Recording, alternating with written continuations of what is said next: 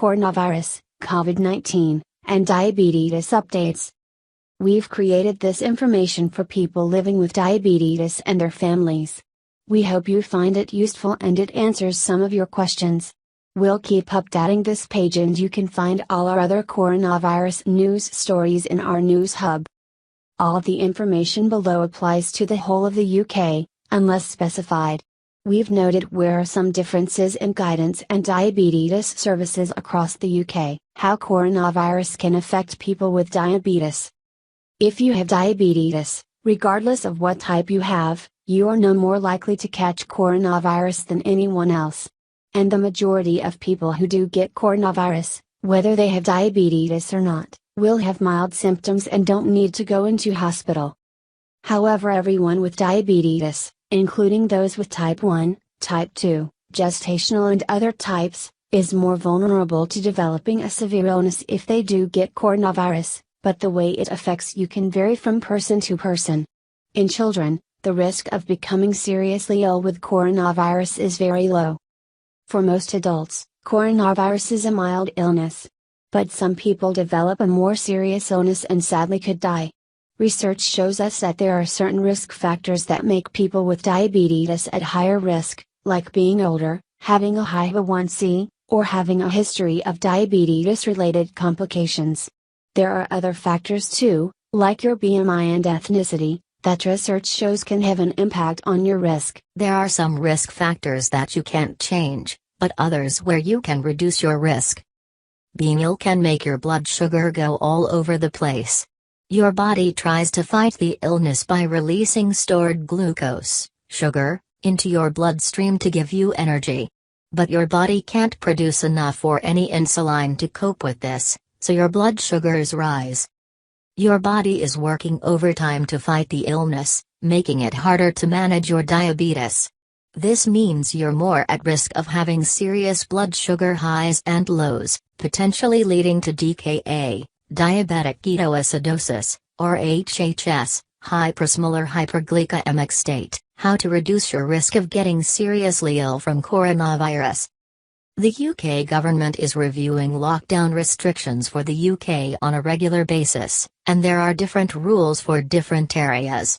You can find out more about the rules in England, Wales, Scotland, and Northern Ireland, but everybody should continue to wash hands regularly, for 20 seconds.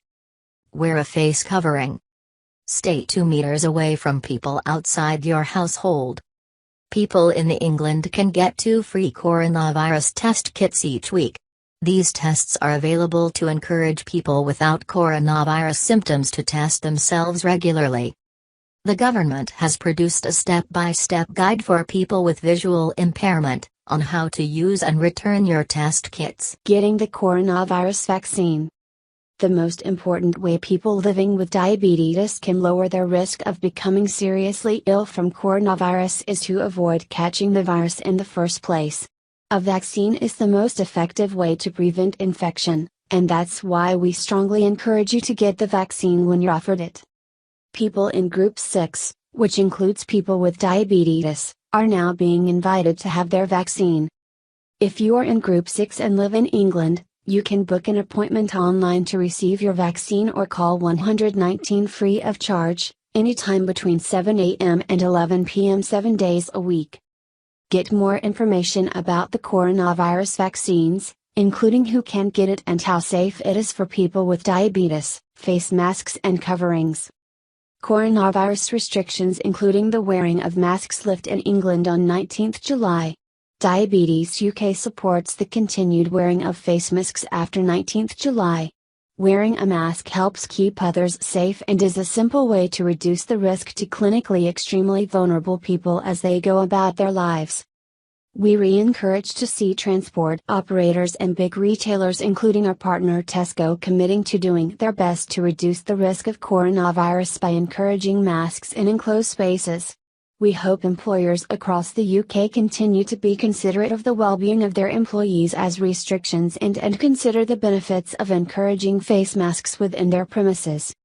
With coronavirus cases on the rise, it is important that all of us do our bit to help the most vulnerable people in our society stay safe and well.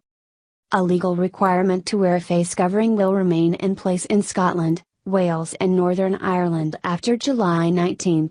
But there are certain reasons why some people don't need to wear a face covering called exemptions.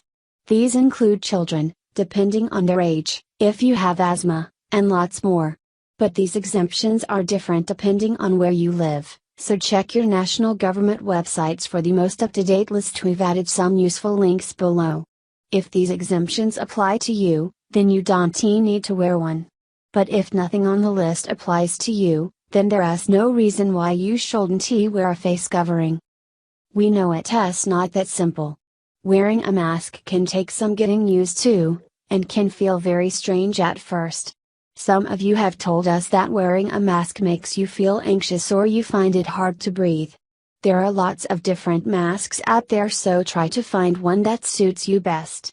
You also could try wearing it around the house for a bit, to get used to breathing in it and moving about while it is on. If you spot someone not wearing a mask when they are out and about, try not to make a judgment. There could be lots of invisible reasons for this, and it is not something that is in your control.